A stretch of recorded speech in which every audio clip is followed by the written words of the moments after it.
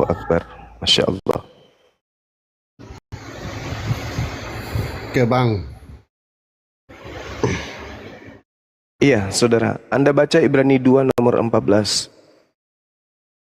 Karena anak-anak itu adalah anak-anak dari darah dan daging, maka ia juga menjadi sama dengan mereka dan mendapat bagian dalam keadaan mereka, supaya oleh kematiannya dia dimusnahkan, ia memusnahkan dia, yaitu iblis yang berkuasa atas maut. Ini kalau Anda baca cermat data ini, di situ jelas kalau Anda mengatakan Yesus itu disalib, maka Yesus disalib untuk dijadikan tumbal kepada iblis. Apakah betul demikian? Supaya oleh kematian Yesus dia memusnahkan dia, yaitu iblis yang berkuasa atas maut.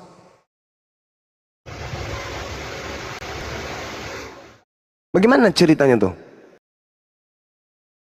Kenapa kemudian Yesusnya diserahkan kepada iblis yang berkuasa kepada maut? Itu yang pertama. Yang kedua, Yesus sendiri mengatakan dirinya di dalam Yohanes 14 nomor 30, iblis itu tidak berkuasa atas dirinya. Kalau begitu, iblis tidak berkuasa atas dirinya, berarti iblis tidak berhasil kemudian memperdaya Yesus melalui Yudas. Kan iblis merasuki Yudas tujuannya agar Yesus disalib. Berhasil nggak iblis? Tidak. Tidak berhasil. Gagal iblis itu. Karena iblis tidak berkuasa. Coba Anda lihat di dalam Yohanes 12 nomor 31. Iblis tidak berkuasa terhadap Yesus. Artinya bahwasanya yang disalib itu bukan dia. Bukan dia yang disalib. Makanya Yesus mengatakan dalam Matius 12, angkatan jahat ini minta satu tanda, dan tidak ada diberikan satu tanda apapun kepada orang angkatan jahat ini, melainkan bangkit pada hari ketiga. Karena itu adalah tanda Yunus. Tanda Yunus 3 hari 3 malam dalam perut ikan, anak manusia 3 hari 3 malam dalam perut bumi. Berarti hari ketiganya keluar. Itu tanda untuk siapa? Tanda untuk angkatan jahat. Makanya yang percaya kebangkitan itu hanya pengikut Paulus. Pengikut Yesus tidak percaya. Di mana datanya pengikut Yesus tidak percaya kebangkitan pada hari ketiga? Baca Kisah Para Rasul 24 nomor 9 sampai nomor 12. Di situ tertulis murid-murid Yesus tidak percaya akan kebangkitan, dan mereka menganggap bahwa itu adalah omong kosong belaka. Berapa Bang? Lukas 24 nomor 9 sampai nomor 12.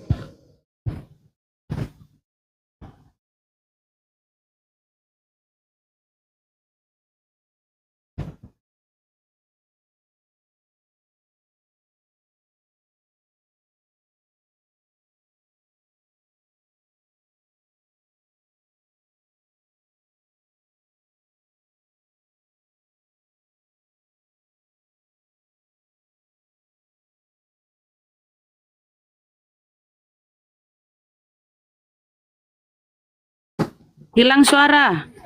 Lagi dibaca dulu, Bun. Oh iya. Lagi dibaca Bunda Rama, standby. Untuk saudaraku di bawah lagi gurunda diam, tolong di tap-tap layar ya, disampaikan 1M ya, di tap-tap layar ya, di tap-tap layar yang kencang, di follow akun di atas ya, jangan lupa masuk Deril Parusiani Parpanpap, Baluap TV dan akun YouTube secara langsung juga di Zulkifli M Abbas ya. Kalau ada salah sedikit saya minta maaf Bang Juma, sebutkan salah. Dan ada di secara langsung di Ustadz Sugi dan Uti Natali dan beberapa akun YouTube ya, saudara kita ya. Tolong di subscribe ya. Oke lanjut. Ya. Nesta. Apakah murid-murid Yesus percaya akan kebangkitan di situ? Mereka kan itu ceritanya kan Maria yang Maria murid Yesus ya, bukan ibu Yesus, yang ke kubur. Ya, tapi mendapati kuburnya terbuka dan kosong. Itu Bang. Nah, artinya Maria datang melapor kan? Murid-murid Yesus, ya paman, guru kalian hilang, dikubur, nggak ada. Nah, muridnya percaya nggak? Nggak percaya. Tapi angkatan jahat percaya nggak kalau Yesus bangkit pada hari ketiga? Kan setelah itu, Bang. Ya, percaya nggak angkatan jahat Itu tentang baru kebangkitan? ajaran Yesus bangkit pada hari ketiga tuh, oh mereka kan mengingat kembali waktu apa? Sorry, lupa lagi. Perjamuan bersama itu kan anak manusia akan diserahkan dan akan mati dan akan bangkit pada hari ketiga. Kan sebelumnya kan sudah dikatakan sebelum peristiwa penyaliban itu, Bang. Itu tanda untuk angkatan jahat, bukan? Dan murid-muridnya tidak mengingat itu, kan? Malah kemudian murid tidak percaya. Iya kan? Simbol kebangkitan hari ketiga itu adalah tanda untuk angkatan jahat. Siapa yang kemudian menjadikan simbol itu berarti dia adalah angkatan jahat. Paulus ketika didatangi sosok makhluk yang mengaku Yesus Kristus, itulah yang digaungkan. Itulah yang digaungkan. Bangkit pada hari ketiga. Sehingga pengikut-pengikutnya kemudian menganggap itu adalah Tuhan yang keluar dari kubur. Jadi gini, Bang. Kan ceritanya kan sudah bangkit, terus kan ada selanjutnya kan perikop selanjutnya kan penampakan diri. Nah, Iya, itu memang siapa yang betul. di situ, Bang? Paulus Memang lagi. betul. Coba Anda lihat di dalam Markus Jadi 16 sebenarnya nomor itu 12. Markus itu Paulus apa catatan-catatannya si atau buah-buah bibirnya orang pada masa itu, Bang.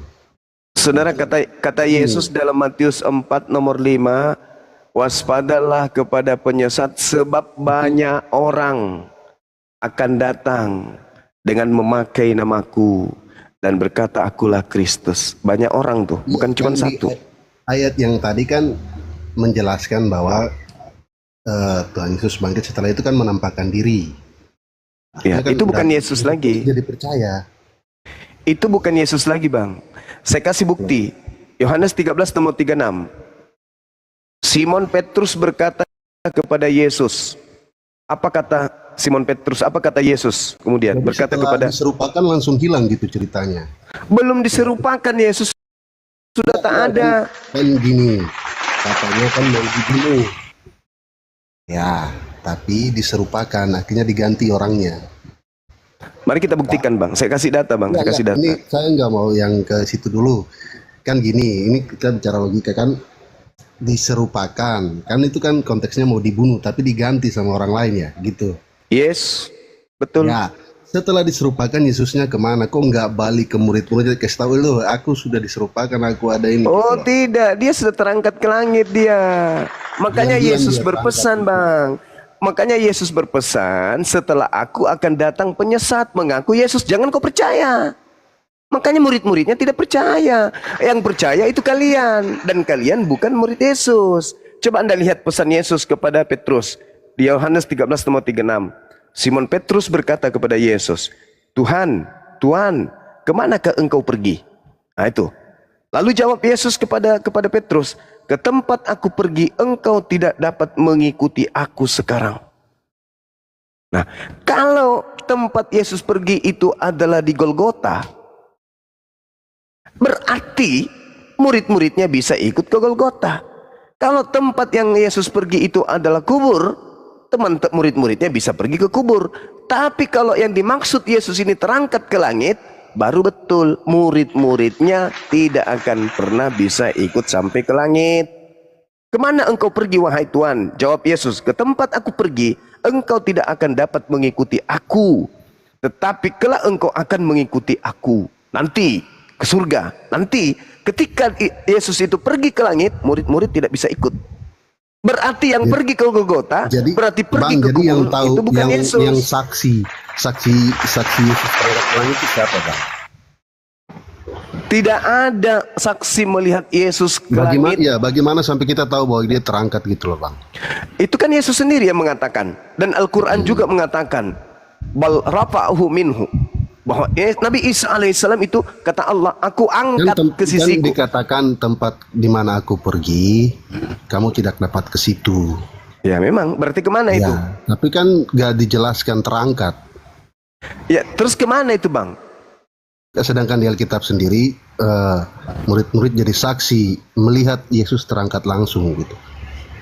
Sekarang permasalahannya, kemana Yesus ketika dikatakan ke tempat Jadi aku pergi kamu? masalahnya gini Bang, yang menarasikan terangkat itu kan Bible dulu loh Bang.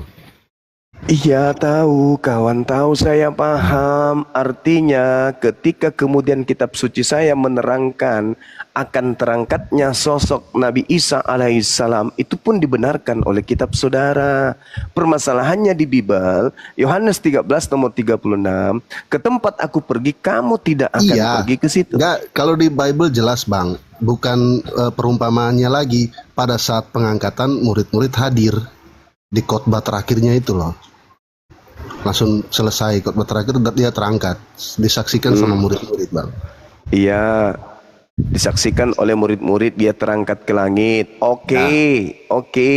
Sekarang ada nggak murid menyaksikan Yesus keluar dari kubur? Tidak ada. Tidak ada. Lalu kenapa bisa ditahu bahwa itu adalah Yesus yang keluar dari kubur? Karena sudah tidak ada Yesusnya di dalam kubur. Dan Kata siapa? dalam Bible Kata siapa? dijelaskan dengan kesaksian dari Nah, ini roh dia. atau cahaya terang, berarti kan diasumsikan sebagai malaikat. Oke, ini dia. Yang kau cari di sini tidak ada. Nah, Dia ketika kemudian dia tampil di dalam catatan Markus 16 nomor 12, di situ dikatakan bahwa Yesus tampil menampakkan diri dalam bentuk wajah yang lain. Pertanyaannya, dari mana Markus tahu kalau itu adalah Yesus?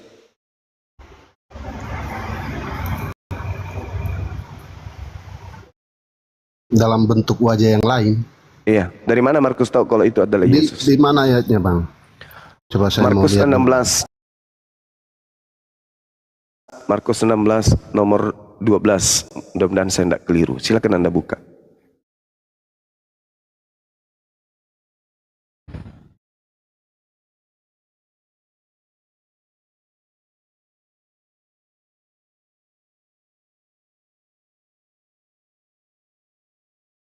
Markus berapa Bang? 16.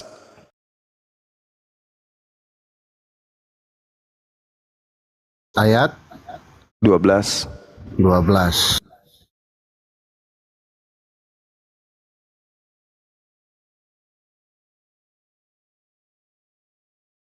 Mana yang tidak mengenal Yesus itu Bang? Kan Ya, itu katanya tadi. wajahnya sudah lain. Nah itu Markus 16. Ayat 12 kan? 12. Iya. Oke. Salah ya? Teman-teman tidak percaya. Tuh, Sesudah itu Yesus menampakkan diri dalam rupa yang lain. Dari mana Markus Mana? tahu kalau Markus tahu Ini kalau itu adalah Bang, nggak ada narasi Yesus menampakkan diri dengan wajah atau muka yang lain Bang. sesudah itu dia menampakkan diri dalam rupa yang lain. Yang Pertanyaan saya, Astagfirullahaladzim, ya Allah ya Karim. Pertanyaan saya Bang, dari mana Markus tahu kalau itu Yesus?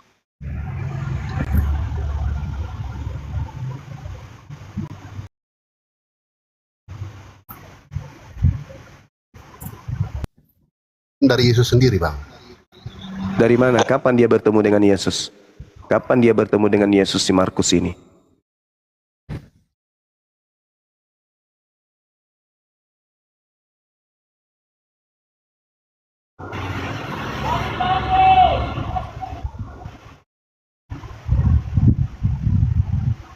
Jadi Markus gak pernah ketemu Yesus Bang.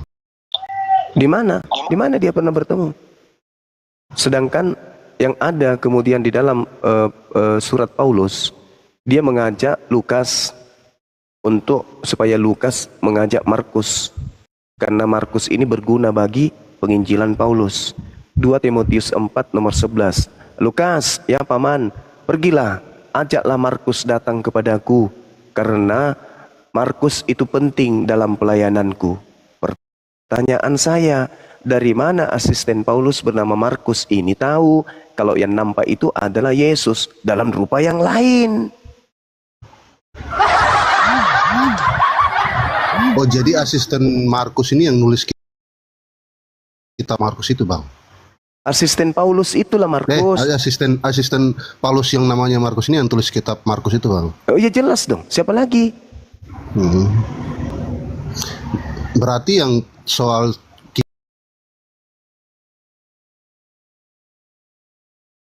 kisah terangkatnya juga harusnya nggak benar itu, Bang. Wallahu alam. Itu kan saya katakan di awal tadi, itu adalah pewarta. Mereka ini wartawan. Wartawan yang saling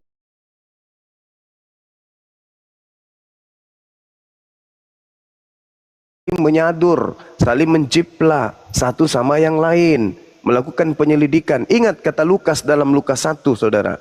Apa kata Lukas? Banyak orang yang menyusun. Berarti banyak penulis-penulis, berarti banyak wartawan-wartawan. Makanya ada yang disebut kitab kanon.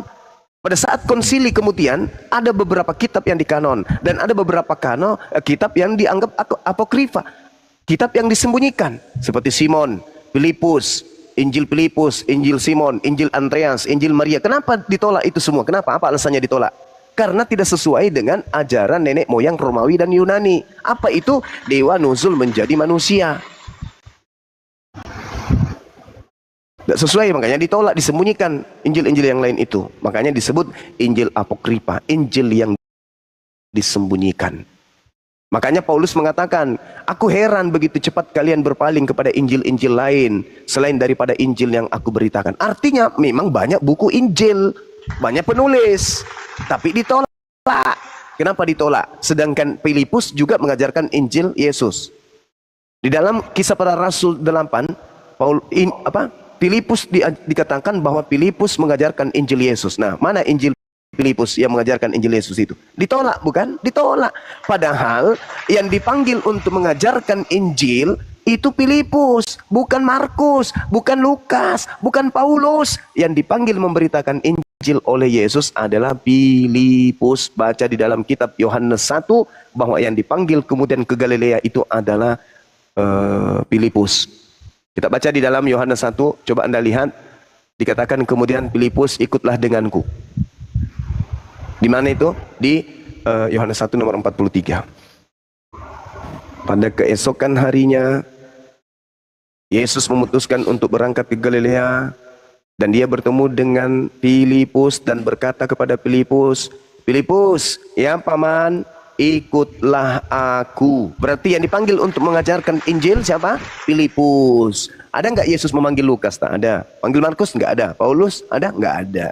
Mana Injilnya Filipus? Ditolak oleh gereja. Kenapa? Karena di situ Filipus menceritakan ajaran Yesus yang sesungguhnya. Makanya Injil Filipus itu ditolak. Karena di situ Filipus membicarakan yang sesungguh-sungguhnya. Karena dia adalah murid asli. Lukas bukan, Markus bukan, Paulus bukan. Tetapi kenapa Kristen menjadikan mereka ini sebagai rasul, bukan Filipus? Padahal yang dipanggil oleh Yesus adalah Filipus. Baca Yohanes 1 nomor 43. Filipus ikut denganku. Nah, di dalam Kisah Para Rasul kemudian, Rasul 8, Filipus memberitakan Injil Yesus. Bukan membejit. Gimana? Kan ini semua muridnya kan diajak, ikutlah aku kan. Filipus yang Bukan dipanggil. Filipus saja. Filipus yang dipanggil di sini. Iya, narasinya gimana itu, Bang? Itu dikatakan di dalam kitab saudara. Yohanes 1 nomor 43 Anda baca. Pada keesokan harinya Yesus memutuskan untuk berangkat ke Galilea, dan ia bertemu dengan Filipus dan berkata kepada Filipus, Filipus, ya paman, ikutlah aku. Nah, siapa yang dipanggil? Filipus. Ada dipanggil kemudian Lukas, Markus, ada? Sudah dipanggil, sudah duluan, Bang. Di mana tertulis itu? Di mana? Di mana tertulis? Kadang lucu juga nih kawan kita Kristen.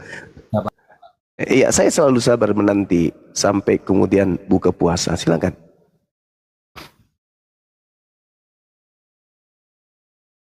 Silakan, Bang.